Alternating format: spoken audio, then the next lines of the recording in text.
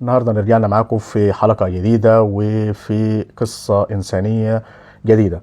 اللي حضراتكم شايفينها معانا سميرة من مركز ومدينة بلبيس بمحافظة الشرقية. سميرة بتشتغل في مصنع ملابس، بتسعى لأكل عيشها، والدها متوفي، هي اللي بتجهز نفسها هي ومامتها اللي شايفينها معانا دلوقتي. مامتها يعني بتساعدها في تجهيز يعني جهازها، ويعني عايزة تفرح ببنتها زي أي أم. البنت اتعرفت يعني اتخطبت لشاب هنا من مركز ومدينة بلبيس في نفس المكان، واستمرت الخطوبة سنتين، وبعد الخطوبة انكتب كتابهم لمدة سنتين. ويعني استمرت في يعني الخطوبة دي لأنها لسه ما دخلتش على جوزها. وبعد ما اكتشفت بقى الولد على حقيقته وظهرت بقى المشاكل زي ما هي حكت لنا وهنعرف مع حضراتكم، قررت ان هي تبعد وتنفصل وتسيب، يعني خلاص مش هينفع ان هم يكملوا مع بعض. كان ده جزائها اللي حضراتكم شايفين وشها واخده يعني جرح عميق بطول 12 سنتي داخل الوش. زيك عامله ايه؟ الحمد لله. احكي لنا بقى اللي حصل في عيالك كده. اللي حصل لحضرتك انه ابونا العصر بسبب ان احنا نتنازل وكده، فقلنا رحنا اللي بست انا ومامتي وقلنا نروح لخالي الكبير. ومعلش، ايه اللي خلاكي تعملوا الخلع الاول؟ يعني ايه اللي خلاكي، يعني ايه الخطوه اللي كانت قبل قضيه الخلع؟ الخطوه اللي قبل قضيه الخلع حضرتك، احنا قعدنا بعد كتب الكتاب على طول بشهر اكتشفنا موضوع المخدرات. ماشي، واتراضينا وان احنا حاولت ان انا اصلح فيه كتير، راح 4 مصحات للادمان. ماشي، فجينا انت لاخر لحظه كنت متمسكه بيه؟ جيت حضرتك حصل مشكلة عندنا هنا في البيت. هو اتخانق هو واختي الصغيرة، ومسك اختي الصغيرة فتح لها دماغها، ضرب امي. مسك هو واخويا الصغير في بعض وخبط اخويا في ايده. وجينا تحت البيت، اخويا الكبير اللي هو انا ليا اخ من الام جه لقى المنظر كده، مسكوا هما الاتنين في بعض وهما الاتنين بهدلوا بعض، وراح جاي اخويا اللي من امي ده معوره. لما اخويا اللي من امي ده عوره، انا سبت اهلي اللي متعورين ومتبهدلين ورحت مع المستشفى. لما رحت مع المستشفى قعدت 3 ايام حضرتك، بقيت معاه في المستشفى.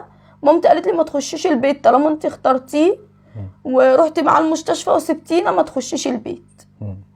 قعدت شهر حضرتك عندهم في البيت. طول الشهر دول كنت انت بتراعيه عشان طبعا متعور بالظبط. يسرق اخواته حضرتك، رجع للمخدرات. يسرق اخواته، اطلع الحاجه واحطها اوديها لمامته، مامته تقول لي ما تقوليش لاخواته. بقيت اقعد اتكلم معاه اقول له والنبي ما هيقولوا ان انا، ما انا اللي موجوده غريبه في البيت، اي حاجه هتتسرق هتتقال ان انا. مفيش فايده، مخدرات. ناس تيجي تتخانق تحت البيت بسبب ان هم هو وابن عمه. حسيت بايه بقى في الوقت ده؟ يعني في التوقيت ده حسيت بايه بقى؟ انا كل حضرتك حسيت انا غلط، مامتي كانت صح. فقررت ان انت ترجعي بقى؟ كل ما اجي اقول له اروح اصالح اهلي وكل واحد فينا يقول لي هعور اخواتك، هعمل هسوي. انا كنت هرمي نفسي 3 مرات حضرتك من البلكونه بسبب ان انا ولا عارفه اتعايش معاهم ولا عارفه ارجع لاهلي. بين نارين. جيت كان قاعد كان نازل يعور اخويا.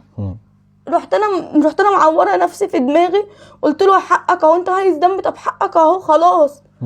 ابوي يقول لهم صوروها ان هي اللي بتعور نفسها عشان ما تروحش تحبسنا وتقول ان احنا اللي معورينها. وفي الاخر قررتي ان انت ترجعي بقى لمامتك وتصالحيها بالظبط. ويعني اكتشفت ان كانت الام على صواب. حضرتك انا جايباه من عناناسية شارع، شارب مخدرات ومبهدل هدومه تراب مش عارفه ايه. خدته روحته وقلت لهم انا مش هقعد، انا كفايه لحد كده. بيقول لي هعور لك اخواتك، قلت له اعمل بقى اللي تعمله. امك بقى لما انت رجعت لها اول ساعات ما شفتيها حسيتي بايه يا حاجه؟ قلت لها ايه يعني لما جت تقول؟ والله ما عاتبتها، ما كلمتهاش، لان انا عارفه بنتي هترجع، لان هم على باطل. لو الراجل كويس كان قدر يربي ابنه ويحسن في ابنه، ما يحسنش. يوم الواقعه بقى ايه اللي حصل؟ يوم الواقعه حضرتك ان احنا كنا عند خالي، طلعنا من عند خالي في السوبر ماركت بشتري بيض وجبنه عشان الشغل السبت الصبح. دي صورتك صح؟ يعني دي سمر، ده قبل ما تبقى كده، يعني ده سمر وحاليا سمر ده. يعني حضراتكم بقى شايفين الفرق بين الاتنين. يعني حصل بقى نازله تشتري طلبات انت وماما.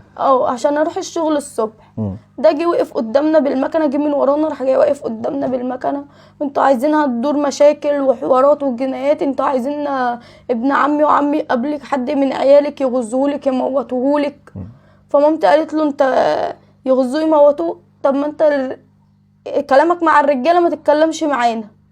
يقول لها وانا شايف لكم رجاله، انا مش شايف لكم غير خرفان. قالت له طب ما الخرفان طول ليل نهار بيعدوا من قدامك، ما وقفتهمش ليه؟ بس انت لاخر لحظه يا سمر ما كنتش متخيله حتى التهديدات دي ان هو ينفذها؟ لا انا ما كنتش متخيله. يعني كنت بتقوله بيهوش؟ كنت بقول ان انا مش ههون عليه. لان انا عمري في حياتي ما اذيتك. حتى لو اهلي اذوك انا ذنبي ايه؟ تاخد حقك مني انا؟ طب ما تاخد حقك من الرجاله. عورك ازاي بقى؟ هو بيقول لي يجي وقف قدامي الاول، زعق هو ومامتي وراح جاي راكن المكنه قدام في الشارع بقى قدام قدام الناس. راح جاي راجع لي بيقول لي وانتي انا اتعورت ومش اتعورت، وانتي كمان راح ترفعي قضيه خلع، انتي بتبيعيني عشان انا. قلت له انا ما بعتكش عشان حد، ده انا بعتهم هم عشانك، وجيت قعدت عندكم في بيتكم وسبتك بسبب المخدرات وبسبب سرقه المكن. راح جاي قايل لي من الاخر انت مش هتتنازلي عن قضيه الخلع دي؟ قلت له مش متنازله. راح جاي قايل لي وحياه امي لحزنك على نفسك وعلى اخواتك.